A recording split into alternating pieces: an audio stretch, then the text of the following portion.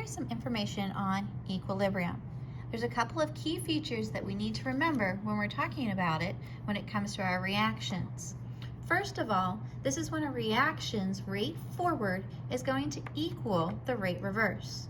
Now, when we're talking about our rate forward, we're also taking a look at our basic process when the reactants create products. The rate reverse, however, is when our product breaks back down into those reactants and we go back and forth. It's kind of like a Christmas cookie where you have the dough and maybe a Hershey Kiss on top. You put them together and it makes that beautiful peanut butter blossom.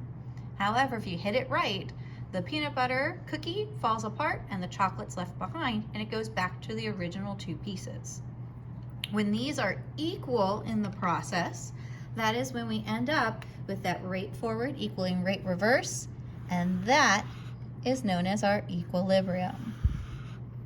Now there's a couple ways we can see this in a couple of our graphs.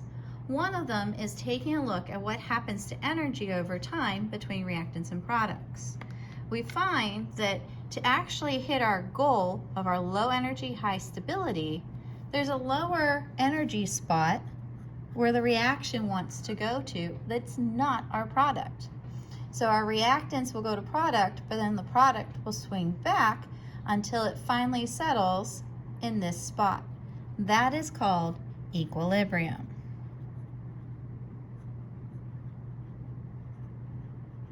And that causes our goal of our low energy and high stability. Now we can also see this when we take a look at a reaction. We have our reactants and products starting at the beginning with a certain concentration, product being 0 because we have none at the start, reactants very high. But as our reaction begins, we end up creating product using reactants and then leveling off. This is showing, again, our equilibrium, where the reaction isn't stopping, but the forward process is equal to the reverse, and there's no difference in the amount being created either way. Okay, notice again, the reaction does not stop. Now to show this when we have a reaction going in the process, an example would be hydrogen gas reacting with iodine gas, and that will create my hydrogen iodide. To balance it, we put a little 2 here, and we have our reaction. To show when this reaches our equilibrium, we actually draw the arrow going the other direction as well. So now it's pointing both ways, showing our rate forward equals the rate reverse.